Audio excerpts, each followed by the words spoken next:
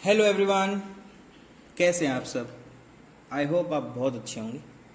Last session में हमने discuss किए थे कुछ questions based on series and parallel connections, और आज हम डिस्कस करेंगे हमारा एक बहुत ही अच्छा fundamental topic, heating effect of electric current. ठीक है, तो अभी तक हमने रेजिस्टेंस के बारे में बातें की थी। अब उस एक सर्किट के अंदर किस तरह से रेजिस्टेंस होने से क्या क्या इफेक्ट आने लगते हैं वो सब हम देखने वाले हैं। तो एक छोटा प्रॉपर्टी है जो कि क्या है, हीटिंग इफेक्ट। क्या क्या है वो देखो। होने क्या वाला है, आपने सर्किट में रेजिस्टेंस लगाया। डेफिनेट सी बात है, कोई भी अगर आप कंडक्टर प्लेस कर दोगे एक पोटेंशियल ड्रॉप के अक्रॉस, तो वहां पर कुछ ना कुछ इफेक्ट आएगा। तो हमारा कुछ हीटिंग इफेक्ट भी वहां पर आने लगता है। और आप देखोगे कि हर एक रेजिस्टेंस में हमेशा कुछ ना कुछ हीट डेवलप होगा। क्यों होगा भाई, एनर्जी है, पोटेंशियल क्या होगा उसमें ड्रॉप होगा, तो एनर्जी तो हमेशा कंजर्व रहती है। तो अगर वो एनर्जी वहां पर जाएगा तो कुछ ना कुछ डेवलप होगा, कुछ दूसरी फॉर्म में एनर्जी डिसिपेट होगी। ठीक है, तो हमारे पास कैसा एनर्जी डिसिपेट हो रहा है, वो हीटिंग इफेक्ट हो रहा है। तो कैसे होता है वो देखें। मैंने बोला यहाँ पर एक क्या है आपके पास में, एक रेजिस्टेंस। ठीक है, हम लोग क्या कर रहे हैं, एक रेजिस्टेंस लेके चल रहे हैं। और इस रेजिस्टेंस एक्चुअल में ये एक कंडक्टर, कोई डिवाइस हो सकता है, ये कोई डिवाइस हो सकता है। मैं आपको बहुत सारे एग्जांपल बताऊंगा, आप देख सकते हो। घर में आपके पास में इक्विपमेंट्स होंगे, आप उनको जैसे आप यूज करने की कोशिश करोगे तो आपको देखने को मिलेगा बहुत सारा अलग अलग तरह का हीट वो डेवलप कर रहे हैं। तो देख सकते हैं किस तरह से करेगा। इसके अक्रॉस मैंने प्लेस किया एक पोटेंशियल ड्रॉप। ठीक है, और यहाँ पर हम देखो एम्पियर यहाँ पर अमीटर लगा सकते हो, वोल्ट मीटर लगा सकते हो, वो सब आप कर सकते हो। सर्किट है, वो सब काम हो सकता है, लेकिन एक सिंपल सर्किट हम लोग बना रहे हैं। ठीक है, ये हमारा सर्किट हो गया कंप्लीट। सर्किट में की को हमने किया ऑन।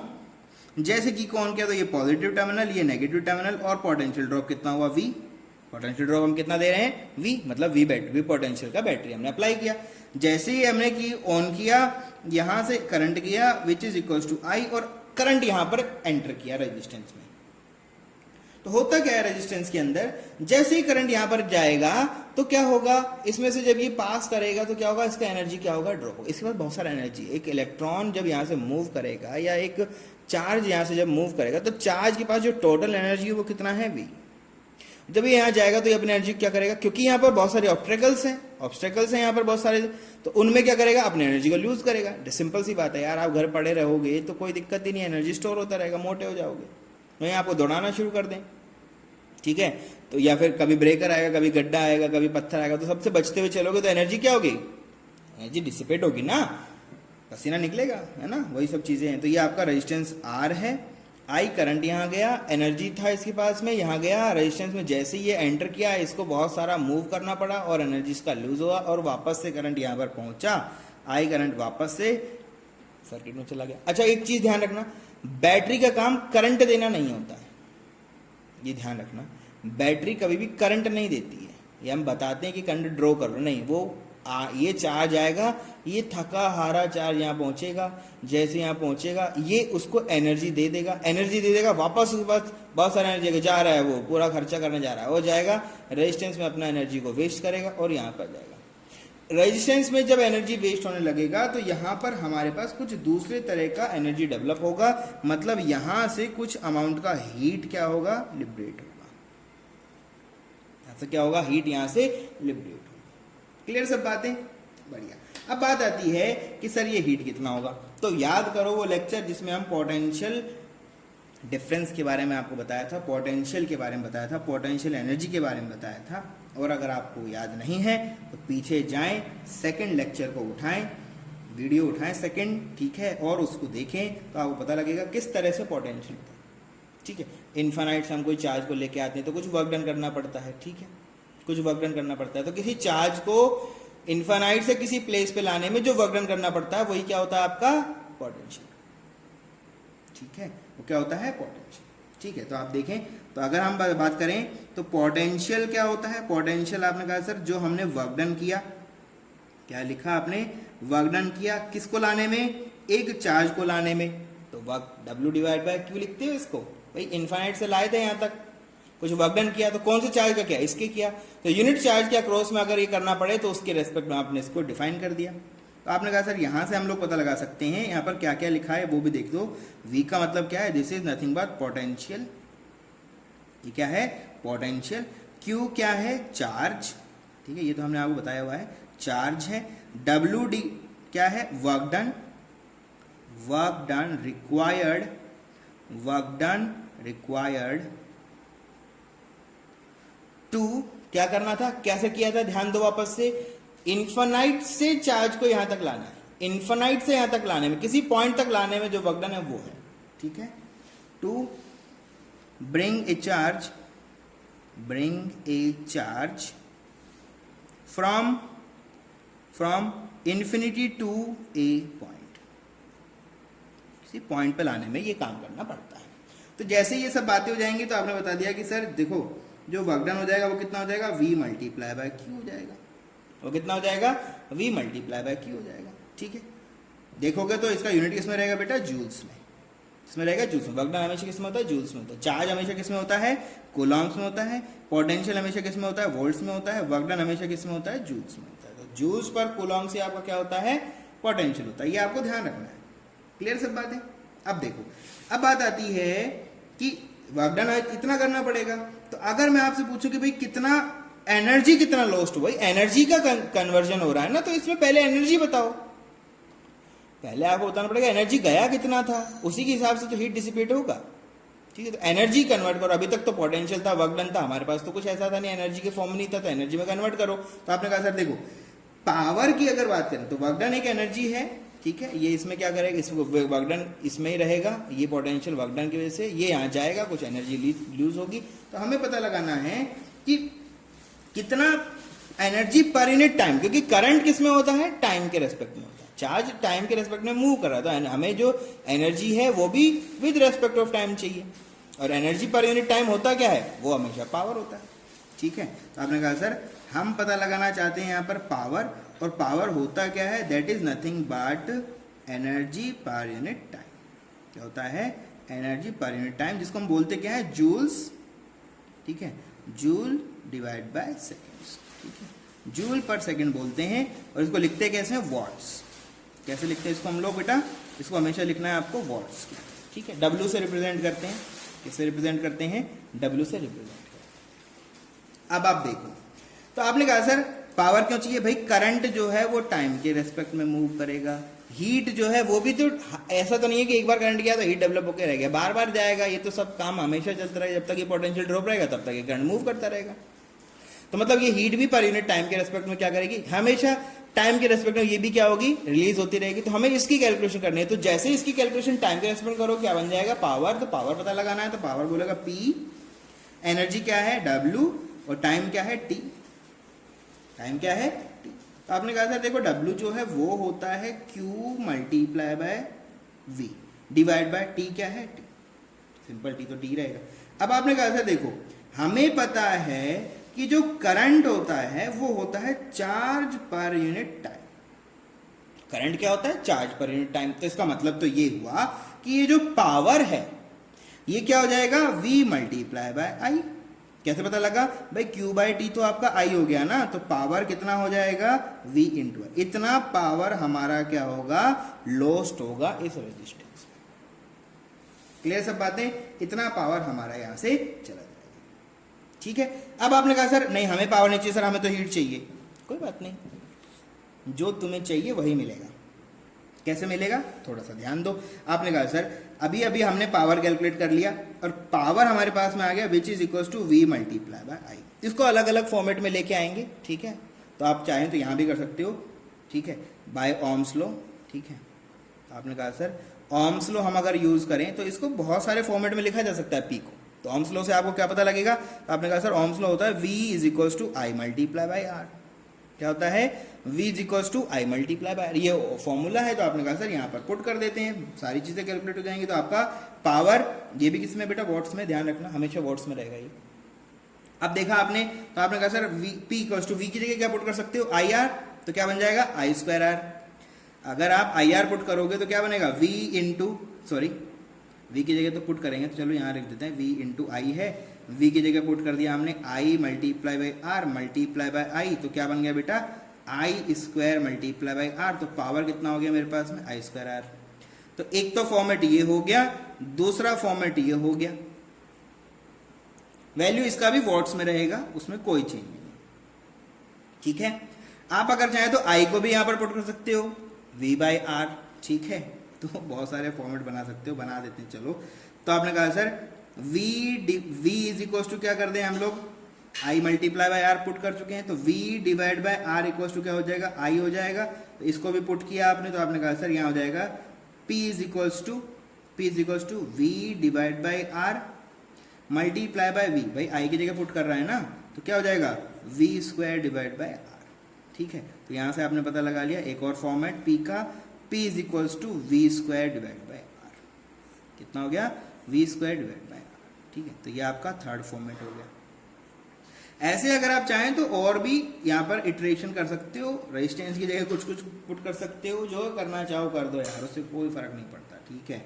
सब के सब वही हैं, जैसा क्वेश्चन दे देगा आपको न्यूमेरिकल उसी तरह से चेंज कर लेना वैल्यू, ये सब आपको दोनों चीजें पता है, वहीं से ये सब आता है, कोई प्रॉब्लम इसमें नहीं।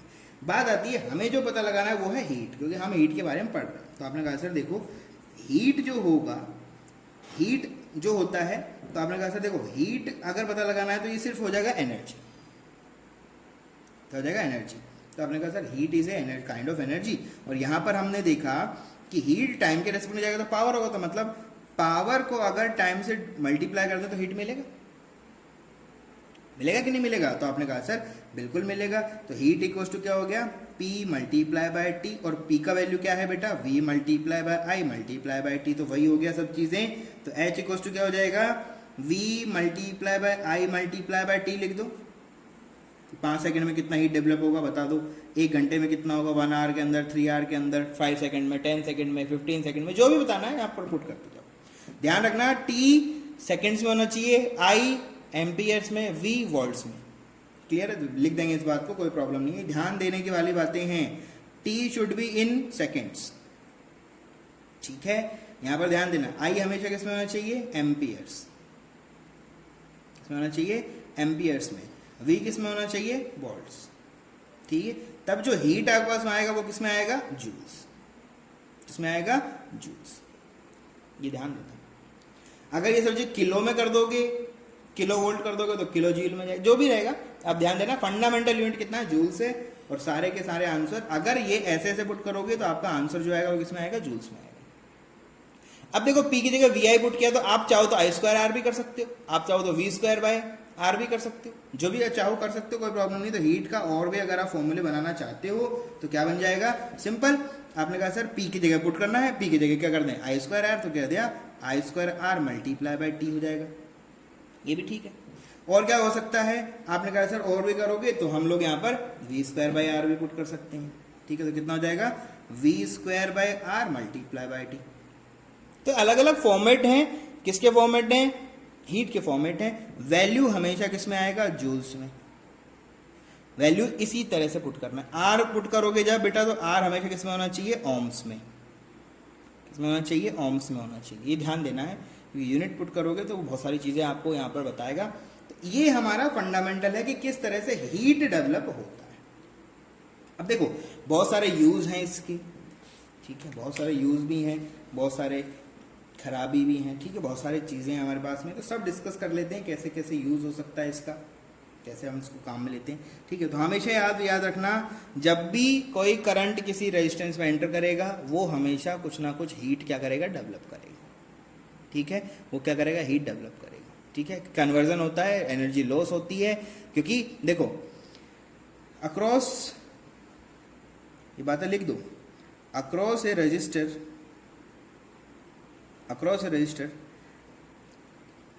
there is a drop of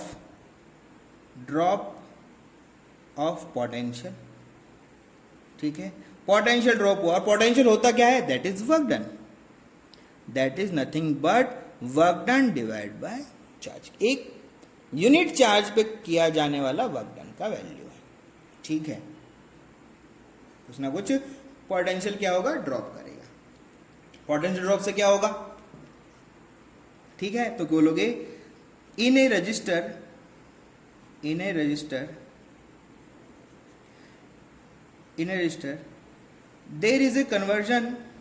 there is a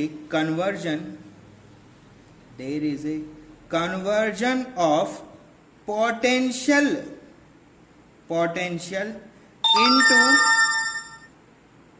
into some kind of energy. Convert जो होगा वो पोटेंशियल जो ड्रॉप हुआ आपका वो भी एनर्जी है ना, वो तो एक तरह की एनर्जी है, वो ड्रॉप हुई है तो दूसरी एनर्जी में क्या होगी, वो पोटेंशियल एनर्जी कन्वर्ट होगी किसके अंदर, दूसरी तरह की एनर्जी के अंदर। तो वो दूसरी एनर्जी होगी क्या आपके पास में, दैट इज हीट। वो आपके पास क्या बनेगी, हीट में कन्वर्ट होगी। ठीक है, तो वो हीट होती क्या है, तो आपने पता लगाया this is nothing but P multiply by T। P यहां पर क्या है, दिट इज पावर। ये क्या है, पावर। मतलब इतना पावर जाएगा, वो पावर में से इतना हीट बनेगा। पावर कुछ जाएगा, उसके रेस्पेक्ट में क्या होगा, कुछ ना कुछ अमाउंट का हीट बनेगा। ठीक है, तो ये P इंटू टी होता है। आप चाहें तो इस H का वैल्यू हम पता लगा चुके हैं, which is equal to I multiply by V multiply by T लिख दो। आप चाहो तो इसको क्या लिख सकते हो, I square R multiply by T लिख दो। दोनों ही आपके बहुत यूजफुल फॉर्मूले हैं। ठीक है, दोनों से ही आपको हमेशा क्वेश्चन को सॉल्व करना पड़ेगा। वैल्यू किस में रहेगा, जूल्स में। वैल्यू हमेशा किस में रहेगा, जूल्स में। क्यों होता है, ऐसे होगा। अब इसका यूज क्या है वो समझो, इसके बहुत अच्छे अच्छे यूज हैं। ठीक है, पहली बात तो ये है कि ऐसा होता है तो हमें होता है लॉस। एनर्जी का यहां पर क्या होता है, एनर्जी का क्या होता है, लॉस। ठीक है, there is a loss of energy, there is a loss of energy, loss of energy due to resistance of a conductor, due to resistance of a conductor. हमारे पास लॉस है, ये हमें पता है, लेकिन ये यूज भी हो सकता है और ये आपके लिए खराब भी हो सकता है, डिपेंड करता है आपका यूज क्या है। ठीक है, अब देखो, अगर हम आपसे बात करें, हमारे पास कुछ डिवाइसेस हैं, जैसे हमारे पास में है इलेक्ट्रिक आयरन।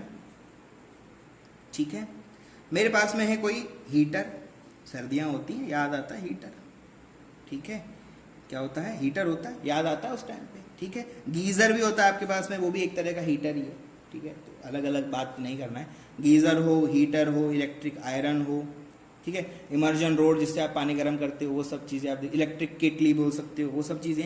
ये कुछ छोटे छोटे हमारे पास में क्या है, यूजेस हैं। ठीक है, तो इलेक्ट्रिक आयरन है, हीटर है, ये सब आपके छोटे छोटे यूजेस हैं। ठीक है, एंड मैनी मोर। अब इनमें अगर आप हीट, कोई इलेक्ट्रिक करंट देते हो, ये डेवलप करेंगे हीट, तो हमारे यूजफुल है, हमारे पास क्या है, यूजफुल है। लेकिन आप याद करो एक इलेक्ट्रिक बल्ब,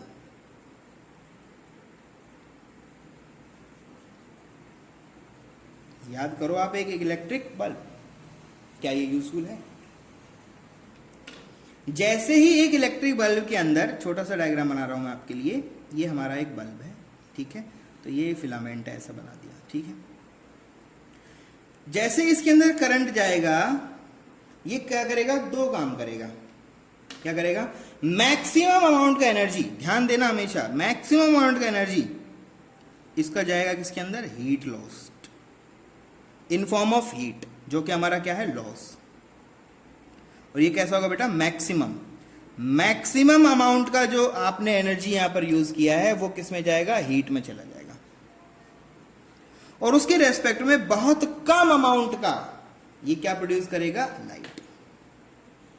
बहुत ही कम अमाउंट क्या प्रोड्यूस करेगा, लाइट। तो पहला तो ये क्या करेगा, हीट डेवलप करेगा, और दूसरा क्या डेवलप करेगा, लाइट। क्या डेवलप करेगा, लाइट, जो कि क्या होगा, मिनिमम, बहुत कम। ठीक है, अब आपने घर में बल्ब लगा रखा है, आपने बोला सर ये तो काम का ही नहीं है, हमारे बहुत ज़्यादा एनर्जी बर्न कर रहा है, बहुत बिल आ रहा है घर के अंदर। तो सिंपल सी बात है बेटा, बल्ब का काम, बल्ब में ऐसा एक रजिस्टर लगा हुआ है जो कि हाई टेम्परेचर पे होता है, बहुत ज़्यादा हाई टेम्परेचर पे वो क्या करता है, हीटअप होता है। और जब वो हीटेड होता है तब जाके उसमें से लाइट क्या होती है, लिबरेट होती है। और ऐसा एक सिचुएशन अगर आप यूज़ करते हो तो डेफिनेट सी बात है, एनर्जी का जो अमाउंट है वो कैसा चाहिए आपको, हाई चाहिए। ठीक है, तो क्यों, क्योंकि ये हीट पहले डेवलप करेगा, उसके बाद में आपका लाइट डेवलप करेगा। ठीक है, तो ये हमारा लॉस है। तो इसीलिए हम लोग क्या करते हैं, इलेक्ट्रिक बल्ब को हटा देते हैं घर में से, और क्या लगा देते हैं, CFL लगा देते हैं। ठीक है, वो लाइट प्रोड्यूस करती है, हीट कम प्रोड्यूस करती है, हीट वो भी प्रोड्यूस करती है, हीट प्रोड्यूस वो भी करेगी, लेकिन रेस्पेक्ट अमाउंट के अंदर देखोगे तो बहुत ही लो अमाउंट का हीट वो डेवलप करेगी। ठीक है, चलो एक और छोटा एग्जांपल देते हैं आपको। फ्यूज। घर में जहां पर आपका मीटर लगा है वहां पर एक बहुत बड़ा बॉक्स होगा जिसमें बहुत सारे एमसीबी होंगी, वहां पर आपने बहुत सारे फ्यूजेस लगा रखे हैं। एक्चुअली एमसीबी भी आपका क्या है, आपका एक फ्यूज ही है। ध्यान रखना, फ्यूज के बारे में कुछ पूछे आपसे तो इसकी दो प्रॉपर्टीज होती हैं। ये हमेशा क्या होता है, लो मेल्टिंग पॉइंट होना चाहिए, ठीक है। लो मेल्टिंग पॉइंट मतलब जैसे ही थोड़ा टेम्परेचर मिला ये निपट जाएंगे। ये हमेशा लगाए किस में जाते हैं, ये हमेशा सीरीज में लगाए जाते हैं, सीरीज कनेक्शन होता है इनका हमेशा, ठीक है। और ये बने होते हैं आपके, देखो इनका रेजिस्टेंस, इनमें से हमें इनकी रेजिस्टेंस की रिक्वायरमेंट नहीं है हम, क्योंकि रेजिस्टेंस अगर ज्यादा होगा हीट ज्यादा डेवलप होगा, फटाक से निपट जाएंगे। तो ये लो रेजिस्टेंस के होते हैं हमेशा, ठीक है। सर्किट ब्रेकर होते हैं ये। एक्चुअल में फ्यूज क्या होते हैं आपके, ये काम, ये तो इसकी प्रॉपर्टी है, ये काम क्या करते हैं, सर्किट ब्रेकर। अगर गलती से हाई करंट आएगा तो आपके इक्विपमेंट्स को ये बचाने का काम करेंगे। तो ठीक है, तो क्या बोलते हैं हम, ध्यान रखना हमेशा सर्किट ब्रेकर हमेशा ये होते हैं। क्यों, क्या बोलते हो आप, बोलोगे sir prevent high current, high current का जो फ्लो होता है उसको क्या करते हैं, रेस्ट्रिक्ट, ठीक है, उसको क्या करते हैं, रेस्ट्रिक्ट। हाई फ्लो के करंट को क्या करते हैं, रेस्ट्रिक्ट करते हैं। अब मुझे क्या बताओ, इसको हम किस तरह से मार्केट में परचेज करने जाना है, बताओ कैसे परचेज करोगे। तो आपको हमेशा किस में मिलेंगे, ये एम्पियर में मिलेंगे। आप बोलोगे 1 एम्पियर का फ्यूज दे दो, 2 एम्पियर का फ्यूज दे दो, 5 एम्पियर का फ्यूज दे दो, ठीक है। इसी तरह से ये आपको कैलकुलेट करना है पहले, फिर आपको मार्केट जाना है और इनको परचेज करना है कि हाँ कितने एम्पियर का चाहिए। फ्यूज हमेशा किसमें मिलेगा, एम्पियर में मिलेगा, रेजिस्टेंस में नहीं मिलेगा। ऐसा नहीं कि सर 5 किलो ओम का एक फ्यूज दे दो, नहीं, एम्पियर, ठीक है। वो अपने आप इन प्रॉपर्टीज को यूज करते हुए फ्यूज बनाया जाएगा और आपको दे देगा, वो पटक के आप लेके आ जाएंगे और उसको यूज कर लेंगे। क्लियर सब बातें। रेटिंग होती है, अलग अलग इक्विपमेंट का रेटिंग होता है, वो किस तरह से डिसाइड होता है, वो यहीं से डिसाइड होता है, ठीक है। कितना वेस्टेज कोई करता है उसी हिसाब से हम लोग यहाँ पर रेटिंग दे देते हैं, ठीक है। तो बल्ब जो होता है वो कैसे होता है, वो बोलता है 225 वोट्स, ठीक है। तो 5 वोट्स का बल्ब है हमारे पास में, ठीक है। करंट के रेस्पेक्ट में देखते हो तो ध्यान रखना, हमेशा क्या होता है, सीरीज कनेक्शन में होगा फ्यूज, लो मेल्टिंग पॉइंट होना चाहिए, लो रेजिस्टेंस होना चाहिए, क्योंकि अगर रेजिस्टेंस ज़्यादा होगा तो हाई हीट डेवलप वो करेगा, ठीक है। तो जैसे जैसे आप देखोगे कॉपर, इन सब के आप देखोगे एल्यूमिनियम, इनके हमारे पास में ये रेजिस्टेंस बहुत पतले पतले रेजिस्टेंस होते हैं, छोटे छोटे फ्यूज होते हैं। जैसे ही हाई करंट आएगा फटाक से टूट जाएंगे और आपका सर्किट क्या कर देंगे, ब्रेक कर देंगे। इसका फंडामेंटल है। क्लियर है सब बातें। अब देखो, अब मैं बताता हूँ इलेक्ट्रिक बल्ब के अंदर भी कुछ छोटी छोटी चीजें लगी होती हैं, ये भी आपको पता होना चाहिए। इलेक्ट्रिक बल्ब के अंदर ये जो आपको यहां दिख रहा है, this is non age filament. ये क्या होता है, क्या बोलते हैं इसको हम लोग, फिलामेंट। और ये बना होता है टंगस्टन। किसका बना होता है, टंगस्टन। टंगस्टन का बना होता है, जो भी फिलामेंट होगा हाई टेम्परेचर, कितना हाई, 3400 डिग्री सेंटीग्रेड, इतना हाई टेम्परेचर के ऊपर जाके ये मेल्ट होता है। तो हाई टेम्परेचर बल्ब का फिलामेंट हमेशा क्या होता है, हाई टेम्परेचर का होता है। फ्यूज हमेशा किसका होता है, लो मेल्टिंग पॉइंट का होता है, ठीक है। अब डेफिनेट सी बात है, टेम्परेचर हाई है मतलब ये बहुत ज़्यादा रेजिस्टेंस में होगा, जिससे करंट जाएगा तो उसी तरह से उसका बहुत ज़्यादा रेजिस्टेंस होगा, इसकी वजह से हाई टेम्परेचर इसमें डेवलप हो जाएगा, हाई हीट डेवलप हो जाएगा। क्लियर है। तो ये छोटी छोटी चीज़ें होती हैं जो कि आपको हमेशा पता होनी चाहिए, इसी रेस्पेक्ट में सारी की सारी कैलकुलेशंस होती हैं। क्लियर है। तो हम लोग डिस्कस कर चुके हैं काफ़ी सारे फंडामेंटल बातें, ठीक है। तो ये जो हमने यहाँ पर लिखा था, ये एक्चुअल में ये जो चीज़ें हैं, आप बुक पढ़ोगे तो इसको हम लोग बोलते हैं जूल्स लॉ के नाम से जानते हैं, ठीक है। ये पूरा का पूरा जो डेरिवेशन यहाँ से यहाँ तक आप आए हो ना, कहाँ से, पुराने से, बिल्कुल एकदम सिंपल यहाँ से शुरू हुए थे आप, ये शुरू हुए थे ना, ये पूरा का पूरा यहाँ से जब आप शुरू हो जाएंगे और वापस से जब पीक को कैलकुलेट करोगे यहाँ तक, तो ये सब क्या है, आपका जूल्स लॉ है, सब क्या है, आपके जूल्स लॉ है, ठीक है। तो एनर्जी की रेटिंग भी होती है, वो भी आपको बता देते हैं किस तरह से ये हमारे पास होता है, ठीक है। एनर्जी कंज्यूम, जो आपके घर में जो बिल आता है किस हिसाब से जनरेट होता है, वो सब आपको बता देते हैं। छोटी छोटी चीज़ें हैं लेकिन फंडामेंटल बातें, ठीक है। तो देखो, पावर आपने बोल दिया which is equals to V multiply by I, और आपने पता लगा लिया heat which is equals to V multiply by I multiply by T. ठीक है, कितना हो गया, इतना हो गया। अब हमारा जो मीटर होता है, हमारे जो घर में जो इलेक्ट्रिक हम लोग एनर्जी कंज्यूम करते हैं, ठीक है, जो हम इलेक्ट्रिसिटी कंज्यूम करते हैं, तो हम लोग बात कर रहे हैं करंट इलेक्ट्रिसिटी कंजम्पशन। किस तरह से हम लोग इसको यूज करते हैं वो देखो। यूनिट्स आती है घर में, आप देखते हो, आपने मीटर अगर कभी बिल देखा हो तो उसमें बोलता है कि आपने 250 यूनिट का यूज किया, तो कैसे यूज होता है वो देखो, कैसे यूज होता है, किस तरह से बिहेवियर होता है, वो सब समझो आप चीजों को। तो 1 यूनिट का मतलब क्या है? 1 यूनिट का मतलब है P multiply by T which is equals to watt multiply by hours. कितना होता है? वॉट्स आवर्स, ठीक है, कितना होता है? What hours. 1 यूनिट का मतलब क्या है वो देखो, ठीक है। 1 यूनिट का मतलब क्या है? जैसे आपने बोला कि कोई इक्विपमेंट है, कोई इक्विपमेंट आपने बोल दिया, ठीक है। 1 आवर, ये जो इलेक्ट्रिक एनर्जी की अब बात कर रहे हो जो आप, तो ये है क्या चीज? अगर आप 1000 वोट का कोई इक्विपमेंट 1 घंटे तक अगर रन करते हो, 1 आवर तक रन करते हो, तो 1 यूनिट वहां पर कंज्यूम होता है, ठीक है। तो 1 यूनिट इक्वल्स टू होता कितना है वो लिख दो। 1 unit is equals to 1000 watts multiply by 1 hours. कितना होता है? 1 आवर्स, ठीक है। तो 1 यूनिट किस में लिखा जाता है? What hours. तो ये कितना हो गया? किलो है ना ये, ठीक है। तो कितना हो जाएगा? किलो वॉट आवर्स, कितना हो जाएगा? Kilo watt hours. तो इसी तरह से आपका मीटर का रीडिंग भी होता है, आपका मीटर भी होता है 5 किलो वॉट्स का होता है, 5 6 का होता है, 7 का होता है, कमर्शियल यूज होता है तो 20-25 का होता है। घर में जो नॉर्मल होता है वो 3 और 5 के बीच में कोई भी कंजम्पशन हो सकता है, उसको आप लोग यूज करते हो, कोई दिक्कत नहीं है। हमेशा याद रखना वॉट हमारा बहुत छोटा यूनिट है, तो ये हमेशा हायर ऑर्डर में यूज होता है। कैसे? ये होता है 10⁻³ जिसको हम लोग क्या बोलते हैं? किलोवॉट्स। क्या बोलते हैं इसको हम लोग? किलोवॉट्स। इसी तरह से ये मेगा में होता है, 10⁻6 हो जाएगा तो क्या हो जाएगा? मेगावॉट्स। कितना हो जाएगा? मेगावॉट्स हो जाएगा, ठीक है। तो ये सब चीजें होते हैं, किलो, मेगा, गीगा, ये सब होते हैं। तो पावर प्लांट जो होते हैं वो हमेशा मेगा, गीगा के अंदर हमारे पास पावर प्रोड्यूस करते हैं। घर में जो आता है वो बहुत ही छोटू छोटू होता है, तो कैसा छोटू होता है वो भी देख लेते हैं, ठीक है। देखो आपके पास में एक इलेक्ट्रिक आयरन है, ठीक है, एक मेरे पास में क्या गिवन है? एक आयरन गिवन है, और आयरन का स्पेसिफिकेशन लिखा है। क्या क्या लिखा है वो देखो, उस पर लिखा है ये 220 वॉट्स के ऊपर काम करेगा, और ये क्या करेगा? 1000 वोट कंज्यूम करता है। 1000 वोट का कोई हमारे पास इलेक्ट्रिक आयरन है, तो 1000 वोट वो कंज्यूम करेगा। 220 वोल्ट्स का उसको क्या चाहिए? इलेक्ट्रिक पोटेंशियल चाहिए, मतलब जो पोटेंशियल डिफरेंस है उनके जो दोनों टर्मिनल्स का वो कितना होना चाहिए? 220 होना चाहिए, और वो 1000 वोट का क्या करेगा? कंजम्पशन करेगा। आप अगर देखना चाहें तो करंट कितना लगेगा इसमें, फ्यूज कितने एम्पियर का लगेगा, सब कैलकुलेट कर सकते हो। तो आपने कहा देखो V इज इक्वल टू क्या होता है? I multiply by R। कितना हीट डेवलप करेगा वो भी पता लगा देंगे, अभी सब कर देंगे एक साथ ही। कैसे पता लगेगा?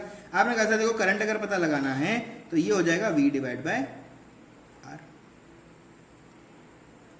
ये होगा। तो आपने कहा सर R तो है ही नहीं, अरे पावर तो है, यहां पर देखो पावर दी हुआ है, पावर है तो रेजिस्टेंस निकाल लोगे, उसमें क्या प्रॉब्लम है?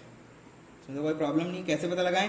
आपने कहा देखो P हमें दिया है सर, ये हो गया 1000 वॉट्स का होता है, और अगर इसको देखें तो कैसे लिखें इसको, ठीक है, बहुत सारे फॉर्मूले हमारे पास में, ठीक है। तो V² बाय R में लिख दें इसको, किसमें लिख दें? V² बाय R में लिख दें। पर P equals to V² by R हो सकता है ना, तो V तो हमारे पास है 220 वोल्ट्स की बने, R पता लगा लेंगे। तो R कितना हो जाएगा बेटा? R का वैल्यू कितना हो जाएगा? ये सिंपल हो जाएगा V² डिवाइड बाय 1000। तो कितना हो जाएगा? 220 मल्टीप्लाई बाय 220 डिवाइड बाय 1000। तो यहाँ से कुछ रेजिस्टेंस का वैल्यू आ जाएगा। आप ये सब काम कर सकते हो, ये बहुत आसान सी बातें हैं, और ये सब काम करना पड़ सकता है क्वेश्चन में, ठीक है। तो रेजिस्टेंस पता लगा लो यहाँ से फटाफट। कितना हो गया? आपने कहा सर 0 0, ये 0 से 0 खत्म हो गया, 22 22 हो गया, तो 22 कितना होता है? 22 कितना होता है? तो आपने बोला सर ये हमारे पास में होता है 484 बाई 22 मल्टीप्लाई बाय 22, 0 0 खत्म हो चुका। डिवाइड बाय में क्या है? 10, तो कितना हो गया? 48.4 ओम्स, ये रेजिस्टेंस है इनका। करंट कितना होगा सर, निकाल लो भैया, 220 डिवाइड बाय रेजिस्टेंस आपने पता लगाया अभी अभी 48.4, करंट कितना होगा बताओ फटाफट, कितना करंट होगा। देखो इन चीजों में ज्यादा आपको अगर चाहो तो इसको सॉल्व कर सकते हो आसानी से, नहीं तो यहां भी छोड़ सकते हो, ठीक है, आपके लेवल पे इतना चलेगा, कोई प्रॉब्लम इसमें नहीं है, ठीक है। तो आपने बोल दिया सर 4.55 एम्पियर, लगभग इसका आंसर देखोगे तो कितना हो जाएगा 4.55 एम्पियर, इतना करंट इसमें जाएगा। अब देखो ये 5 एम्पियर से कम है, और हाउस होल्ड में जो करंट आता है वो होता कितना है 5 एम्पियर, आपके घर में जो करंट आता है वो कितना होता है 5 एम्पियर, उससे कमी है, उससे कमी है। तो अगर आपसे पूछता है फ्यूज कितना लगाना है, अगर वो आपसे पूछता है कि बताओ फ्यूज कितना लेना है, तो बोलोगे सर फ्यूज लगेगा आपका 5 एम्पियर का, यूज करो 5 एम्पियर से अगर कभी ज्यादा करंट आ जाएगा तो ये उसको ब्रेक कर देगा, करंट जाएगा नहीं, हमारा सेफ हो जाएगा, आयरन सेफ हो जाएगा। ये तो हो गया सिंपल, रेजिस्टेंस कैलकुलेट कर लिया, पावर से रेजिस्टेंस कैलकुलेट किया हमने, वहां से करंट कैलकुलेट कर लिया, कोई दिक्कत ही नहीं है। और देखो आपसे कोई पूछे कि नहीं भाई हमें तो हीट बताओ, ये आयरन कितना हीट डेवलप करेगा वो बताओ, तो सिंपल है, आप बोलोगे आप पहले ये बताओ कितनी देर में हीट तो ये डेवलप करेगा, कितने टाइम में हीट कितनी डेवलप करेगा, वही तो है, हीट तो ये डेवलप करता रहेगा जब तक करंट आएगा, जब तक ये डेवलप होता रहेगा। तो आपने कहा सर आप हमें सिर्फ ये बताओ 1 घंटे में कितना हीट ये डेवलप करेगा, 1 घंटे तक अगर इसे यूज करोगे तो ये कितना यूनिट कंज्यूम करेगा 1 यूनिट, 1000 मल्टीप्लाई बाय 1 आवर तो 1 यूनिट, ये तो लिखा है। तो आपने कहा सर हीट होता है P मल्टीप्लाई बाय T, और P है मेरे पास 1000 वॉट्स, और T का वैल्यू कितना हो गया 1 आवर, हमें किस में चाहिए T सेकेंड्स में, तो कितना हो जाएगा 3600, कितना हो जाएगा 3600। तो आपने कहा सर ये वैल्यू हो गया 36 multiply by 1 2 3 4 5, 10 raise to power कितना हो गया 5, और अगर लिखना चाहो तो क्या लिखोगे 3.6 इंटू 10 रेज़ टू पावर क्या हो जाएगा बेटा 6, वैल्यू किस में आएगा जूल्स में। तो आंसर अगर देना पड़े तो क्या लिखोगे 3.6 मेगा जूल्स का हीट ये डेवलप करेगा 1 आवर में, 1 आवर में कितना हीट डेवलप करेगा 3.6 मेगा जूल्स का हीट ये डेवलप कर डालेगा।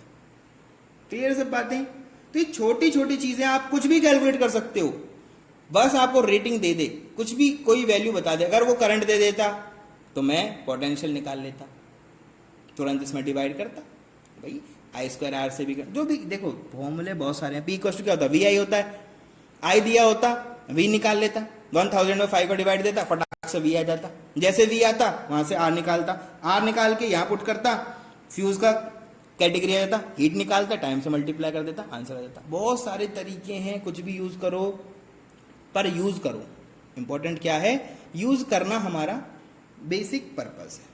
क्लियर है। तो ये सब बहुत छोटी छोटी बातें हैं लेकिन बहुत ही इंपॉर्टेंट है, आप प्रैक्टिस करते रहें। नेक्स्ट सेशन में हम लोग जब मिलेंगे तो एनसीईआरटी के कुछ अच्छे क्वेश्चंस मैं आपको सॉल्व कराऊंगा और कुछ अच्छे क्वेश्चंस और लेके आएंगे, जिससे कि हम लोग अच्छे कंसेप्ट को डेवलप कर सकें और फंडामेंटल्स को क्लियर कर सकें। तब तक के लिए subscribe the channel. Thank you very much. Stay safe, stay blessed.